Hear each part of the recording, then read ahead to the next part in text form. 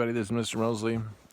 Just thought I would give you guys an update. I've decided to take student hours into my heart and just been staying up late, playing Animal Crossing, GTA, keeping my snap streak going. A lot of Xbox, FIFA.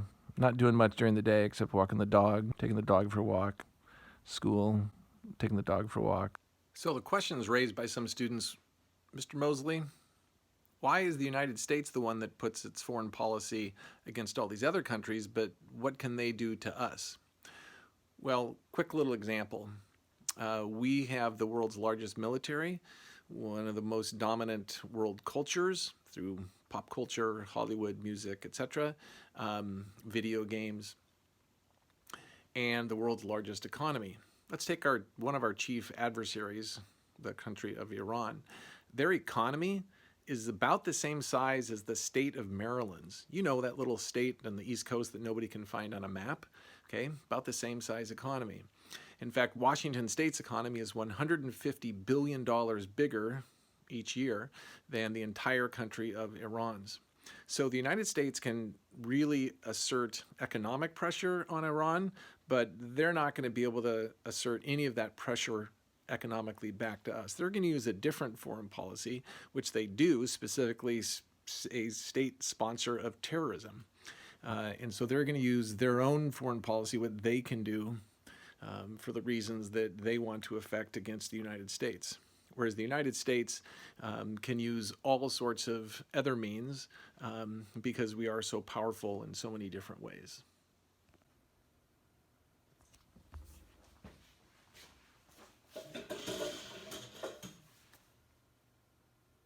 Hey everybody, this is Mr. Mosley with Contemporary Issues During a Pandemic, Volume 5, I think we're at. I just wanted to go through a couple things, kind of give an overview, a big picture look at what we're doing in class and how that's going to be played out next couple of weeks. And then the big picture also of this paper that we've got coming down the road, the foreign policy paper. So here's where we've been at. We've been looking at national interests that different countries have, that the United States has. And they change, these interests can change depending upon the presidency, Obama, Trump. Slightly the same, but also pretty much different emphasis. America first versus more globalist in mind from the Obamas. Okay, then we looked at on Friday Mr. Curtis's foreign policy assignment. These are the actions. We've got these goals. Cool, that's a goal, but now you've got actions. We're actually doing something. A big long list of all those possible actions of foreign policy. But then that raises the questions of why are we engaged in this foreign policy in the first place? Why do we care about that country? And the next couple weeks we're going to be looking at the whys. And there's 6 different whys that we're going to be looking at and will be connected to this paper.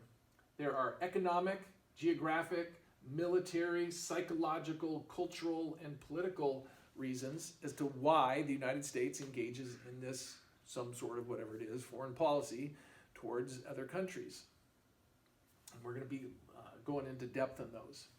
All that then is going to show up over here in this paper. And so in the paper, up here we've got our introduction and our thesis. Take a stand. Actually stand for something. And what we're going to be looking at is this policy effective? Is it a good policy? Is it doing what it's supposed to be doing? And then we start to go into the different paragraphs.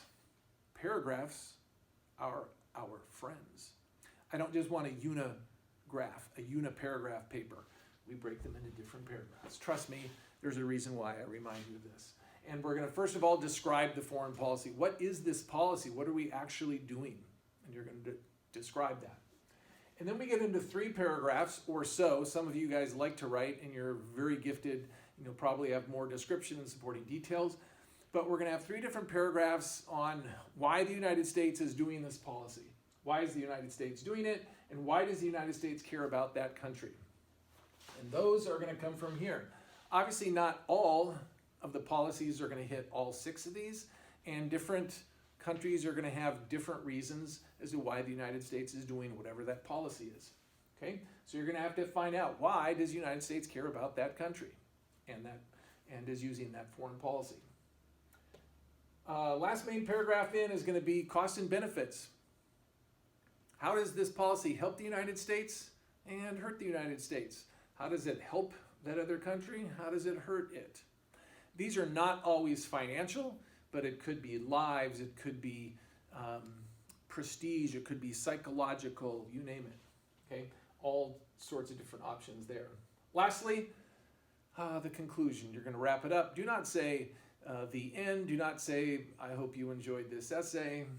Please. Okay. There'll be another page with your bibliography. We do expect 3 different sources annotated. We'll have a lesson on that. And we'll also be doing in-text citations. And if you haven't done those before, we'll also connect that to this bibliography lesson.